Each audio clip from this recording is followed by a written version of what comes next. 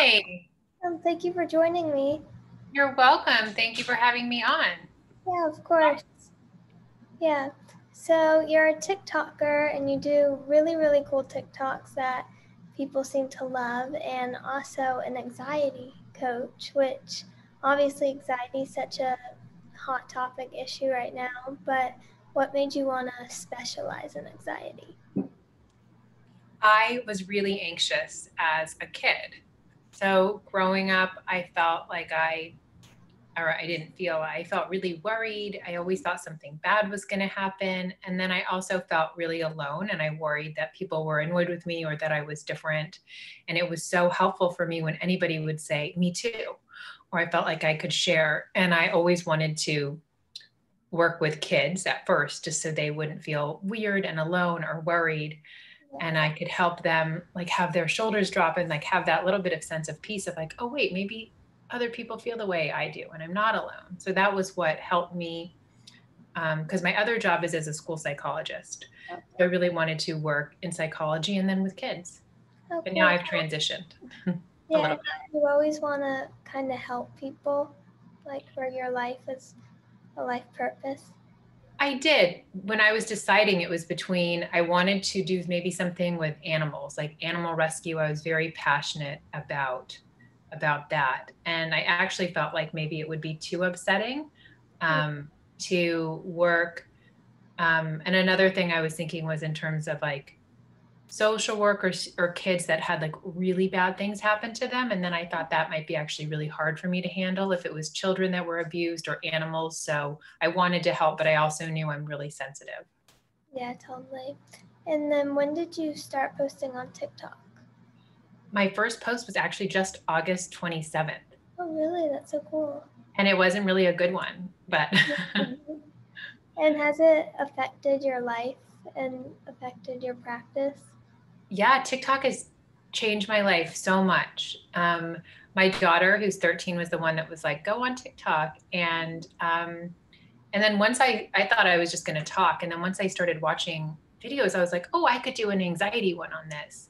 And it has honestly, not only do all my clients now come from TikTok, but I get thousands of messages every day of people telling me that I'm changing their life or saving their life. And so I've never been as fulfilled Yeah, as making TikTok videos, which is crazy. But so it's 100% changed my life for the better. TikTok is my best thing in 2020.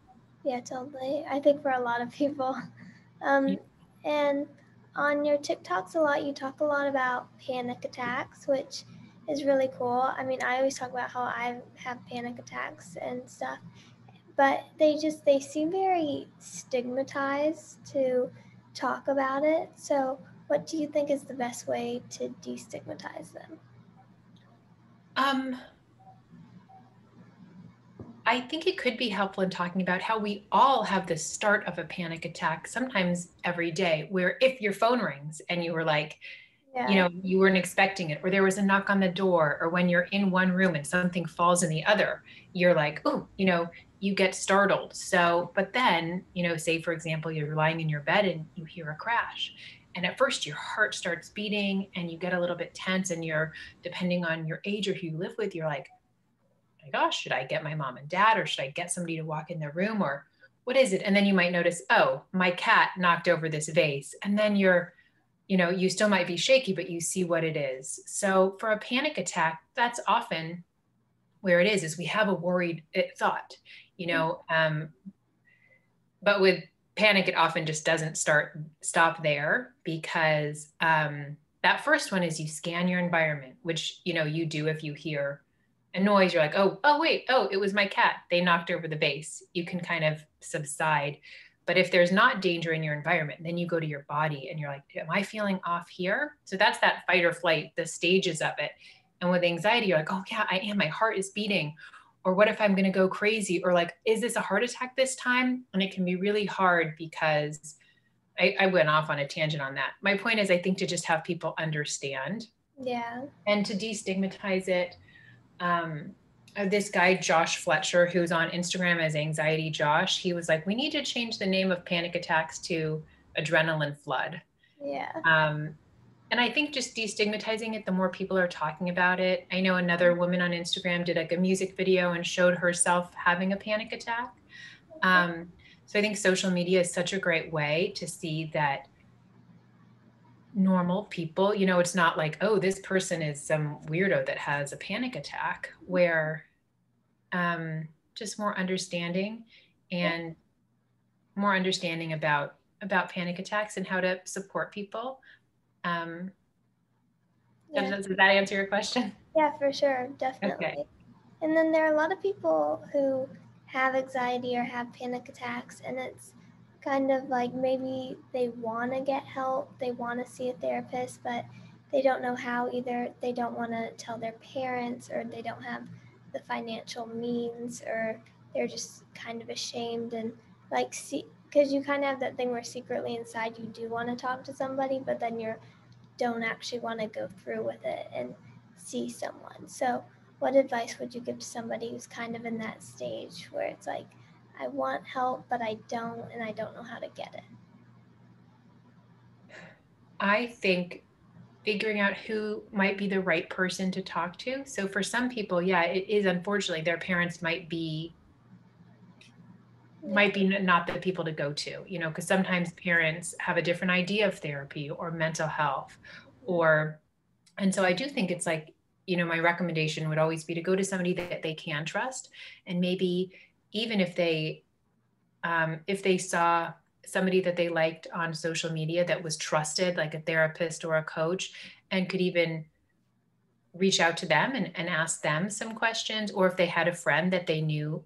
Like, I guess my point is, talk to trusted people, because you wouldn't want to talk to a friend and they're like, never go to therapy, I had the worst therapist. Like, if you have a friend that has been in therapy, or maybe if you're in school and you have a counselor or a school psychologist, that's a great place to start.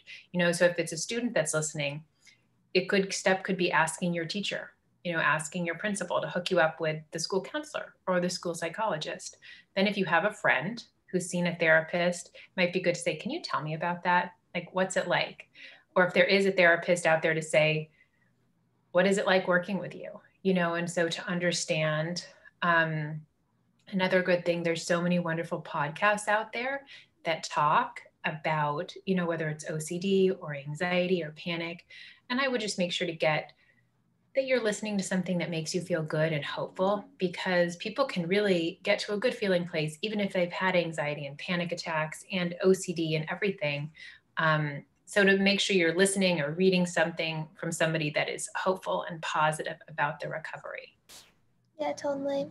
And then obviously a lot of people are talking about mental health now, which is so important that there is awareness for it. But on the other side, a lot of people seem to be almost kind of upset about the conversation because they think it's like romanticizing mental illness, or making it something glorified or that people want to have. And with anxiety, I think a lot of people get kind of worked up about the subject because obviously everybody kind of has anxiety to some degree, but what would you say is the difference between like just normal anxiety, that it's like, okay, like yes, you do get anxious but it's not a problem, and someone where it's really like a disorder? Mm-hmm. Well, so yeah, everybody gets stressed. If you're going to have a test, and some of that is helpful. If you have a test, you might be like, I'm going to study. And so you stay up late studying, um, or if you're meeting someone new for the first time, you might have butterflies in your stomach, and that's normal. And that could be that anticipation, anxiety, and stress. And then it goes down. And so for people, yes, they're anxious, but if it goes down and it's not negatively impacting their life. So if someone's anxiety starts to impact their day-to-day functioning, where their anxiety is so bad that they also have physical symptoms, and then their stomach hurts, or they're having a lot of headaches, and it's stopping them from going to school or going to work, or they're there and they're really not able to focus because they're so focused and obsessed about their anxiety or their physical symptoms. So I think it would be really the impact that it's having, because I know people that it impacts their sleep really badly. They're not able to work. They have a hard time going to school. They're not able to, engage with their friends. If it starts changing their eating habits too, because sometimes people get so anxious that it's hard for them to eat. Um, or it depends on, yeah, like how much time is it taking up? If they're constantly obsessing about their health or about something else that's making them anxious, that's when I think it would be good to get help and not to stay like stuck in suffering, because it's really, there's so many great options for health and for feeling better, so people can just have a better understanding of anxiety, because I really do feel like anxiety is something to be understood and not feared, and it really is possible to get to a better feeling place. Yeah, do you have any tips for people who kind of feel like anxiety is controlling their life, like just baby steps to get out of that cycle? The one is, well, I'll give you a few. To recognize what's your anxious mind, like what's that anxious thought. Sometimes it's just habitual, like, old news stuff. And to recognize, wait, like I don't have to take my thoughts so seriously, because it's really inside out, where our thoughts create our feelings. It's not we're just not these circumstances, it's my thoughts about it. And that was huge for me to realize, wait, I don't have to take my thoughts so seriously. Like my thoughts could be wrong. The thought of I'm going to be a failure, or nobody likes me, or what if I'm having a heart attack? Like those are going to make me feel bad. But to recognize, wait, that might be my anxious mind. Yeah. And I don't have to take it seriously. And the other one is that you don't have to do anything to have new thoughts, because our thoughts are ever changing, which sometimes is annoying, because you might think, oh, I need to text my dad back. And what am I going to get my sister for Christmas? And those thoughts come, they stay as long as they're going to stay, and then they go without us having to do anything. And the same is true for our anxious thoughts. When we don't take them so seriously, they pop up and then they go. And I know some people, we can get caught up in like, okay, I don't want to have this thought, or what does this mean about me, or figuring it out, or trying to like, I never want to think this. And it can just make the thought stickier, or to just be able to like turn down the volume on those anxious thoughts a little bit and just really trust that they'll go. So that would be one of my big tips. Yeah, that's a really good one. Yeah, and then is there anything about intrusive thoughts or anxiety that you just wish more people knew about? I wish more people knew how common intrusive thoughts were. Yeah, That yeah.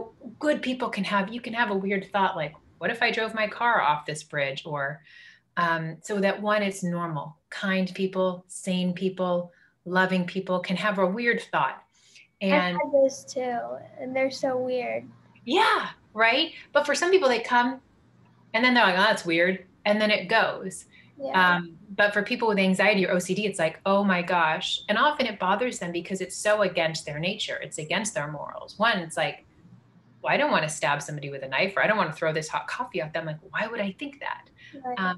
So it is really like, that goes back to the same thing too, is we don't have to take our thoughts so seriously. And in fact, that's where it is. It's like, don't go down trying to figure out why you had that thought, trying to fix it, trying to force it. Just like that thought can come, it doesn't mean anything about you. Mm-hmm. It's not really your first thought that counts, it's your second thought and like your first action. So I wish they were just talked about more, because it's so freeing and it takes the charge away. And then they come less and less. And when they do come, it's, I often have a thought driving. That was where I first had a panic attack. And so I would have this fear, because it's a big responsibility to be behind the wheel. That was where I would get intrusive thoughts too.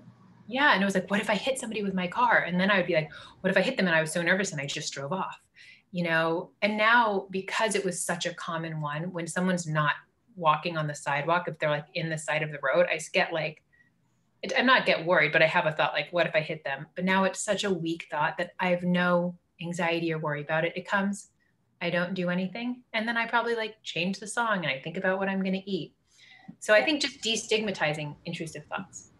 Yeah, for people who are anxious or having intrusive thoughts, do you think it's important for them to just kind of find something to take their mind off it instead of focusing on it?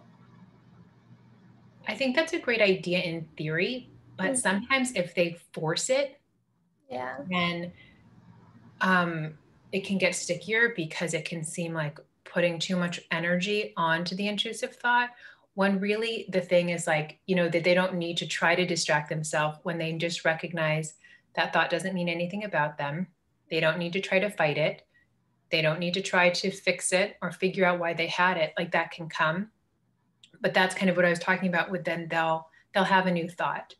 And then by just nature, they'll do something else, So, but even if we might have an intrusive thought like at dinner or sitting down with somebody, and you can't really do anything else. So that's where it's like, oh, the thought comes, you might feel a little weird.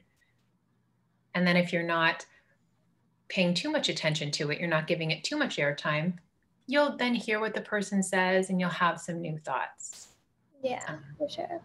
But on that note, though, somebody's wisdom could guide them. If they were watching a scary movie and they were having all these intrusive thoughts, it's totally fine to be like, I'm going to turn this movie off right now. Yeah. Not all the time. I mean, we wouldn't want them to get into like, well, now I never watch scary movies, but it's fine to be like, you know what? I'm not really in the right headspace for this movie. Like, that's totally fine too. Totally. And then you do coaching sessions, and you also do groups, which is really cool. What type of work do you do in those? I have one of my, which I call my signature group. We talk all about anxiety, understanding anxiety, and me sharing the principles that have been the most helpful for me. And we talk about a lot of like health anxiety, intrusive thoughts, worrying about family members. So that's just like all, maybe OCD behaviors in there. It's a pretty broad one. And I have another relationship group. So we talk about relationship anxiety. And then in my just individual sessions, that can be, somebody might have social anxiety or health anxiety or intrusive thoughts or death anxiety. And so in a one-on-one session could be, anxiety is my specialty, but whatever is coming up for somebody is what I'm happy to work with them with. Yeah. And then where can people find you and learn more about your work? On TikTok, I'm just at Peace From Within. And on Instagram, I'm _Peace From Within. And my website is peace-from-within.com. Yeah, awesome. Thank you so much for joining me. Thank you so much for having me. Yeah, of course. Really enjoyed talking to you. I have enjoyed talking to you too, and I've enjoyed listening to your music. Your new song is Pretend, right? Right. Okay, I love it. Thank you so much. I was listening to it before. Yeah, thank you for listening. You're welcome. Yeah, and hope you have a good day. The interview will be up tomorrow, so. Okay. Yay, great. Do you do a link to it on your Instagram? Yeah, and I'll definitely tag you. Okay, yay. I'll definitely listen to it. And I'll promote you too. Although you have a lot more followers than me on Instagram. Thanks. Okay. Have a good day. You too. Bye.